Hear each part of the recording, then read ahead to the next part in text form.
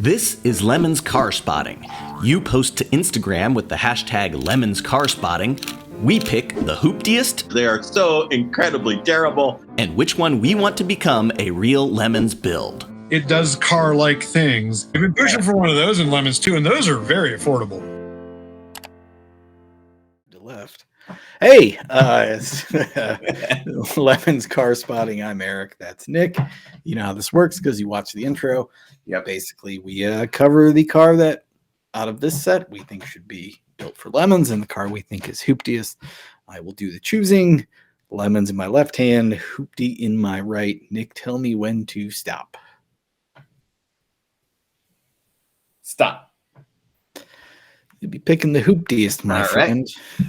Sounds good to me. Let's get into it. All right. Oh, what the? Now, wait a minute. We've seen this thing before. Okay. All right. I see what's happening. It's a Kia Borrego. This is from Shay Smith 928. Yep. And the caption is, "I'll be damned, it's the same Kia." So he has already posted this thing to Lemon's Car Spotting, and then he's seen it again and has reposted it. And now the owner of this thing is like, "There's a guy following me around taking pictures of me and my Kia." Like he's clearly a serial killer. Yeah, nobody driving a Kia Borrego is like, man, they must think I'm pretty cool. Like, I don't know. I was thinking the opposite. I was thinking like, well, he can't be taking a picture of my car. So it must be, gathering. It must be my ex-wife hiring a hitman to come after me. So as far as we know, this is the only Kia Borrego in the world because I've never seen one. I've never seen one. So maybe that'll be your assignment for next week is to find a Kia Borrego and tag it with Lemon's Car Spotting, and we'll see how many there actually are. Because I have not seen one. And I'm bummed that there wasn't a smaller one with a removable top called the Kia Borracho. Because that's the kind of person that would be shopping for the smaller one. Anyway, you get it. Yeah. All right. Good. But before we move on. Quick, sorry. So the view I think we had of this car the first time was of the other side. And I noticed there are identical dings on the fender front and back. Like he got T-boned by the world's widest forklift, or he has hit the garage in different ways on ingress and egress, hit the same thing on the way in and way out. Lemons, friends of Lemons / Lemons employees that shall remain nameless. They had a neighbor that was driving their giant RV over the corner of. So the Lemons people have like a yard that goes up against this guy's driveway, and the neighbor was driving his RV over their driveway over and over again. So they finally put a giant boulder, and imagine the satisfaction when they heard the signature tone of the guy just totally ripping the side out of his giant RV on the boulder. Oops. Yeah, there you go. Well, I don't know. We put a decorative boulder. I don't know what to tell you. All right, next up. Man, God, big old. I mean, that's like a 59 Caddy. I think the 59 is the one with those fins and with those fins and those rocket taillight nacelles. That's that's a real classic. Why you ruin? I'm sure this guy has plans on restoration and won't sell it to anybody. Well, look in the comments and the guy who has restoration plans. This is the kind of car and the condition that's owned by people who convince themselves of that. Yep. Yeah. God, the sad part is that it's occupying what looks to be a perfectly good trailer. Yeah. Man, maybe it was being towed by a Grand Cherokee from a couple weeks ago. Right. It came off, rear-ended the Grand Cherokee, had parked itself in the woods. Yeah, boy, I believe one of these was the famous. It was actually a 60, I think. Was the famous car at Nelson's Ledges? Yes, that the hit famous the bridge. Judy Cop, David Mills. That car was either a 60 or a 61. David Mills, surprised by a red flag condition and the stop traffic that it created, jammed on the brakes, this being a early 60s Cadillac, took an immediate 45-degree right angle hard turn to the left and smashed into the bridge at Nelson Ledges, which we called the Drug Bridge because of its affiliation with the gathering of the Juggalos. So, yeah, little piece of Lemon's history for you. And then from that point forward, David Mills was known as the Caddy Wrecker. Caddy Wrecker Dave. All right. Oh, no.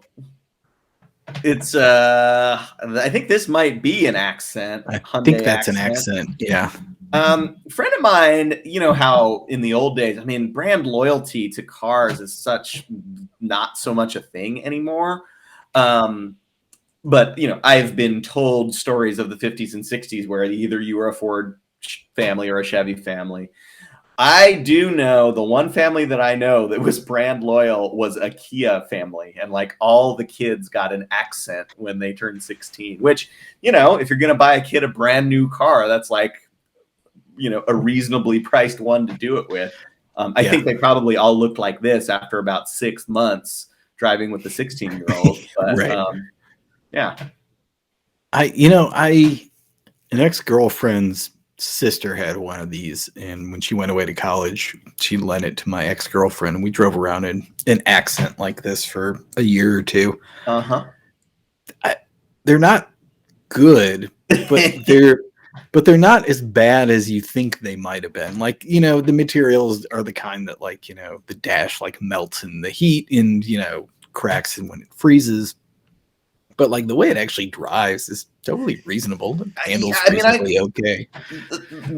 I've had that experience with some girlfriends' cars before too, where like, you know, some of them weren't necessarily nice cars, but they were also cars that weren't trying to be cool, which inherently made them like much more dependable than whatever the hell I was driving. Right. So, yeah, like, you know, 90 Mazda Protege, hell of a car. Like, there was a girl with a Saturn. Like, even that was kind of okay compared to like, you know, compared to my stuff. So I get it, man. Like the accent has a place in this world for stuff like that.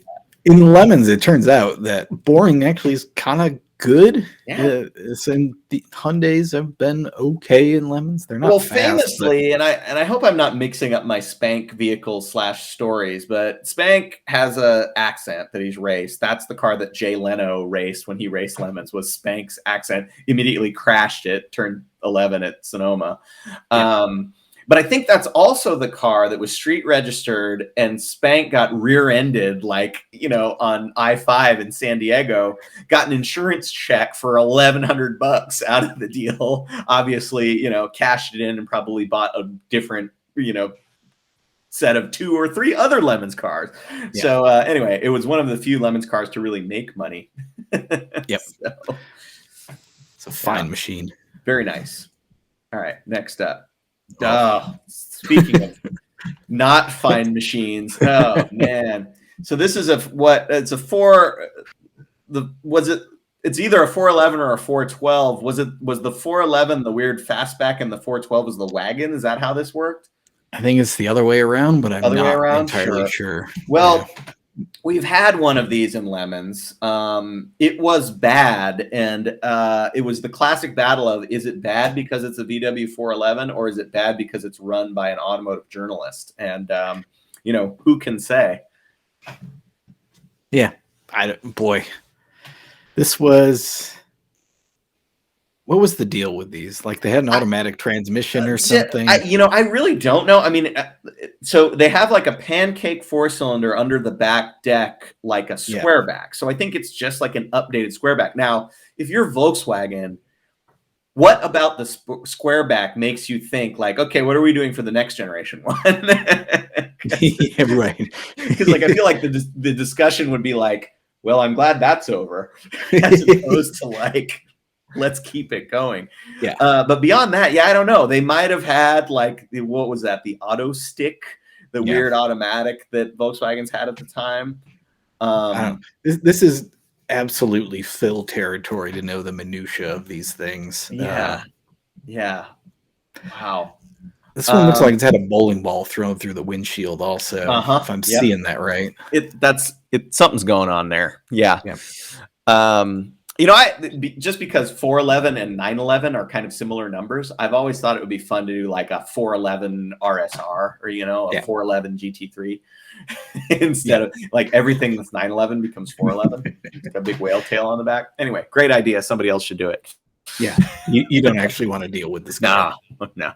All right. Next up. Oh, yes. Wow.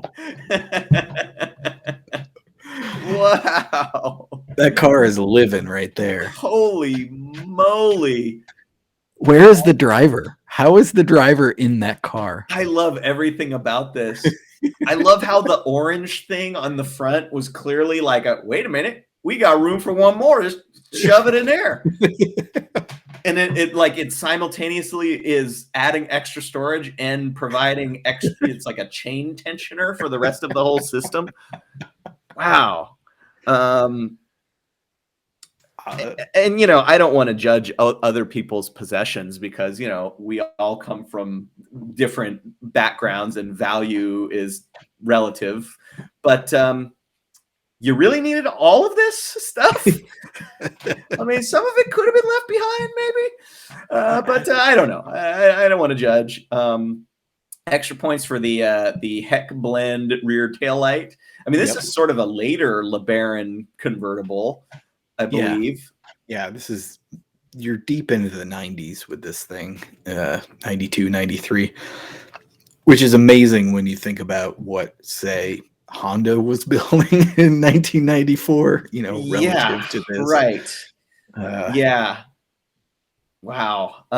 So this is from Daniel Likes Cars in Limerick, Pennsylvania. I think it's blocked by the logo, but I think that's a Cake lyric that she's trading her AMG for a white Chrysler LeBaron. that lyric has always actually confused me a little bit. Where, I mean, I think he's trying to paint a picture of this super cool chick, and then she gets a LeBaron, and I'm like, which kind of LeBaron are we talking about? Because, like, are you trying to say that she's cool? Or are you trying to say that she's got like a little small, like a meth problem? I don't know. Like, I'm not sure what statement that description is making. So if you know what Cake meant by that. It's probably one of those deals where a white Chrysler LeBaron is driving past as he's riding. Yeah. It is just like inspiration. Musician's inspiration. Yeah. Got ourselves a Crown Vic. Yeah, it's a Crown Vic, it's a Crown Vic. It's like the first Crown Vic after it was the LTD. Yep. Yeah. You know what's interesting about these? I mean,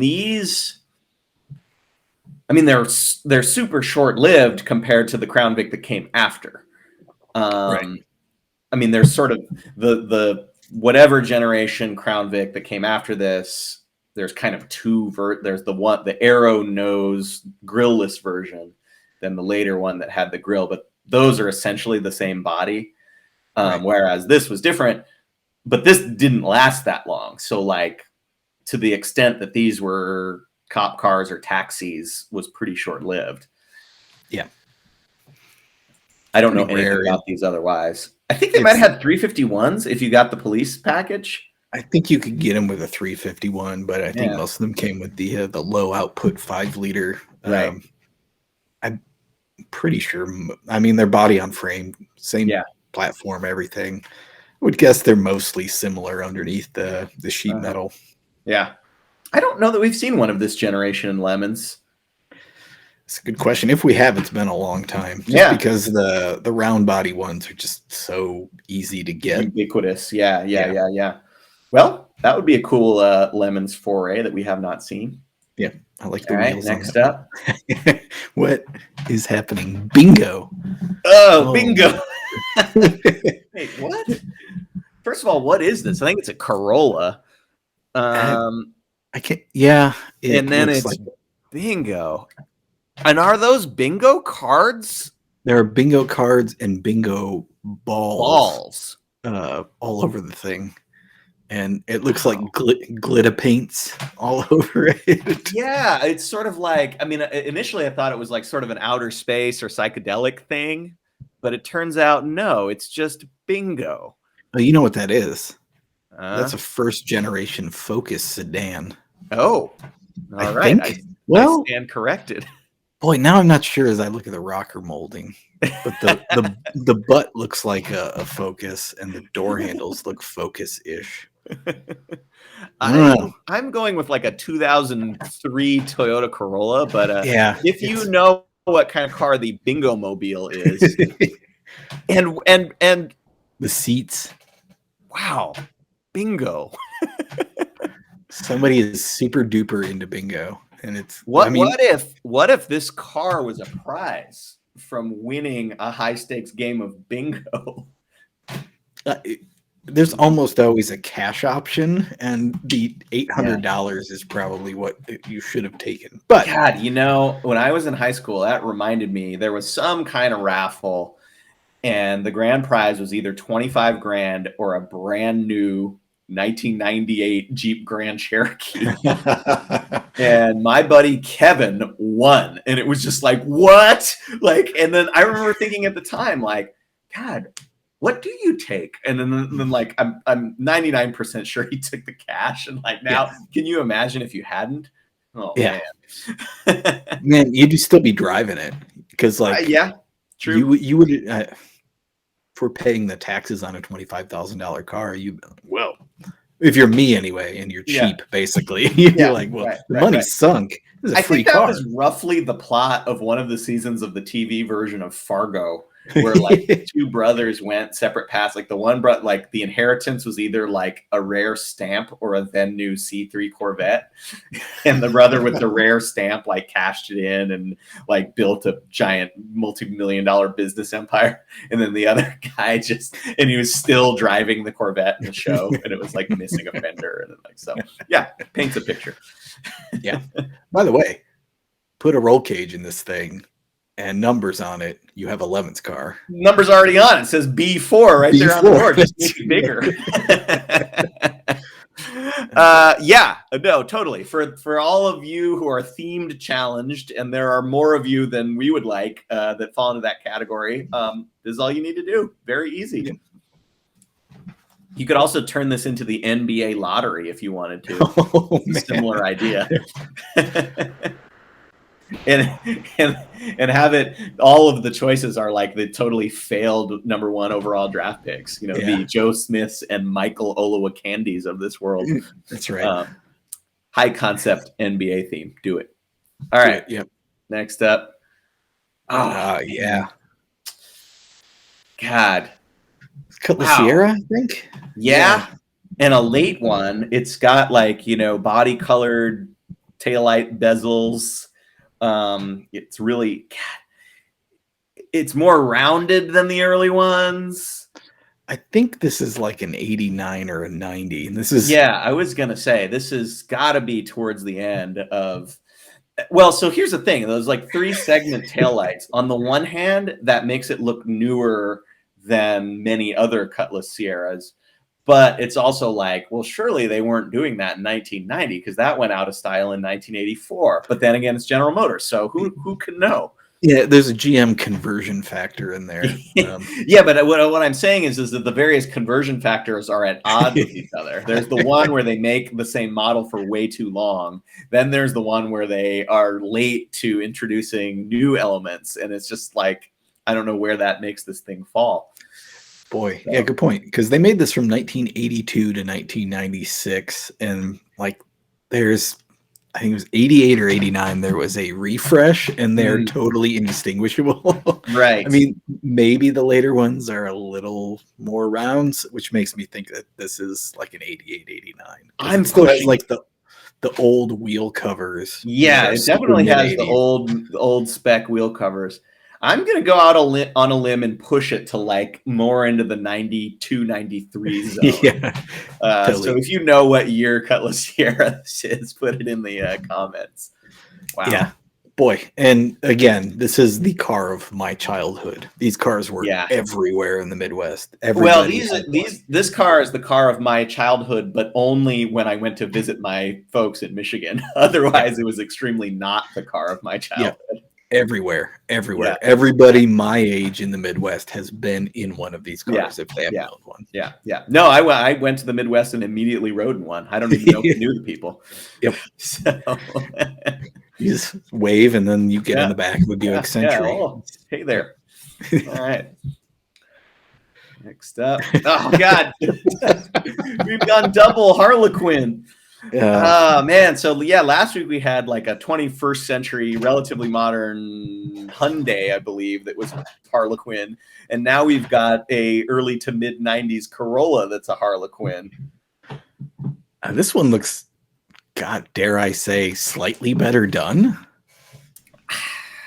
Boy, this is where I wish I had the two side by side. I think I feel like the color palette is better on this one. For some reason, the other one had a couple of colors that didn't look quite right. And a darker green, I think. Yeah, maybe. Not a Harlequin incorrect selections.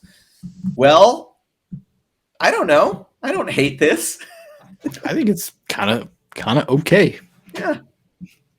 Boy, we should all Harlequin our cars just for the heck of it. It'd be so kooky. Actually, can you believe we did this?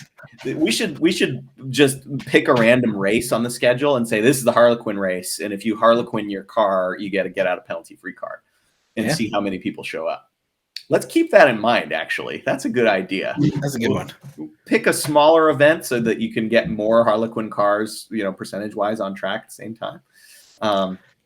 We'll think about that. We'll let you know which one's going to be the. I can already picture how this goes wrong, by the way, which is that the corner workers are calling it. It is the green car. That is a good point. The next station. Well, none of our ideas have been perfect. So, what can I say? All right, next up and final. Oh man, God. I saw probably an early 2000s XK8 yesterday. I was walking around the neighborhood with my dad, and my dad, it was like he's somewhat of a car guy, but like, not to the extent that I am. And he's like, boy, I don't know why anybody would get a Jaguar. And I was kind of like, being a car nerd, felt the need to be like, to actually him. But then I was kind of like, I got nothing. Right. Yeah. Like all I could come back with was, well, you could lease one. But then that didn't apply to that car because it was way too old. So, right. I don't know. That begs the question: like, if someone's holding a gun to your head and you have to pick a Jaguar to own, that is like the condition of not getting shot. Yeah. First of all, would you just get shot? And second Well, and second of all, you have to exclude, the E-type and all that. Yeah. Whenever they stopped being good, which, granted was a really long time ago, but like a 1976 to present, maybe, cutting out the most recent ones because we don't necessarily know how bad those are going to be yet. Yeah, that's a tough question. Ones from this era could be on my list. I mean, the one thing that they did, this car, I think, objectively is better looking than an S-Class or a 7 Series. Yeah, I agree with that. It's just that they didn't work even relative to an S-Class or a 7 Series of a similar era, which, frankly, didn't work that well themselves. Yeah. So this is a long wheelbase XJ. You can tell by the big back door, which means it's got the extra cushy back end zone, which is cool. Boy, it hasn't moved in some time. It's been sitting for at least 2 or 3 presidential administrations. I'd say. Yeah. The body actually looks in pretty good condition. It says it's in, what does that say? Tinley Park, Illinois. Do you know where that is? South suburbs of Chicago. Yeah. Okay. Boy. I don't know. Did these still have the inboard rear brakes and the? Yeah, I don't know. Well, and this is and I don't know my generations very well. Somebody, one of the comments on this original post says late 80s question mark. Oh, no. When this is like clearly like a 2001, which that's both credit and criticism for Jaguar because they did keep a good design lineage that I think was well updated with the times, but I could also see why somebody thought it was way older than it really was. Right. And I don't know, like with this, they didn't still have straight 6s by then, did they? This would have been like the Jag V8. V8, yeah. I think so. So anyway, that would be a cool Lemons car. I don't know that we've ever seen a Jag of that generation, especially the long wheelbase. I mean, if you're going to do it, you got to do the long wheelbase. I mean, you do the, boy, I don't know, pick a country, pick a South Asian country and be the president, you know. The president Yeah, right. Some part of the former British Empire. That's right. The prime minister the of Bangladesh. Yeah, definitely. Yeah. All right, that'll do it for this week. I guess I've got the hooptiest. Oh man, there's a 412 on this list, but not so much for the car, but just for the entire scene. Yeah, there's no way. I'm not gonna go with the LeBaron. What is? Oh man, I'm just noticing, by the way, that I mean, obviously it's cold because it's blowing exhaust out, but there's also like smoke. Maybe it's camera lens. There's water droplets on it. Yeah, but, right. Okay, never mind. Yeah. Still, boy, God. You know what this reminds me of? When my buddy turned 19, when he turned 29, he threw a 1929 theme party for himself where everybody was like, you know, headed west and/or like lost all their money and like panic. Yeah. And so we did it at Lemons HQ, and our Lemons car, the Alpha Spider, was parked at HQ at the time. And so we dressed it up much like this, as like we're heading west theme as part of the whole 1929 theme, and we did boxes like piled comically high with rope, and it really did not look that much different than this. Yeah, there's some serious Okie vibes coming from this. Yeah.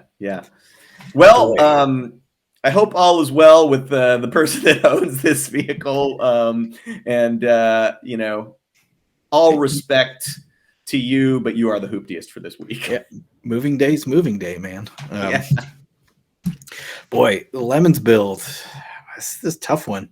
You know, LeBaron, always welcome in Lemons, especially LeBaron convertibles. We haven't had very many of them, but there's a couple on here that I think are great. The 59 Cadillac is overweight. It's too big for Lemons, but we'd probably give you we'd probably waiver that one. Yeah, sure. Great. Would, you know, bring some people frothing at the mouth that, you know, why you ruin classic. Pretty great. That's not my pick. The Kia Borrego, I hope, is a recurring theme, and that Shay Smith continues to shoot this Borrego every time he sees it, just to creep out the owner. Right. But, you know, Kia Borrego, great Lemons car. But I'm going to go with the Volkswagen 412. And better you than me. But somebody who hates themselves a lot should make one of these into a Lemons car. Yeah. Well, and like I said, it is a car that we've seen before in Lemons, but its performance could scarcely have been worse. Yeah. So the expectations and the bar for being the best 412 to ever race in Lemons are incredibly low. So nowhere to go but success with something like this. Yeah, I feel like this came with like a 3-speed actual automatic that was renowned for being terrible. But in any event, the bar is very low for an index of affluency with something like this. Indeed. You know, beat like 7 cars and you're in the conversation. So yeah. There you go. I think that's a good pick. Go out, find yourself a 412. One of those cars that's both easy and hard to find at the same time. That's right. Because they're terrible. They're going to be cheap if you can find one, but you might not be able to find one. Yeah. I think that's going to do it for this episode of Lemons Car Spotting. Be sure to keep tagging your stuff. We'll keep looking at it and putting them up here and talking about them. And we'll see you next week. Yep. Surely these had some kind of a snazzy, flush front headlight treatment for the Euro market.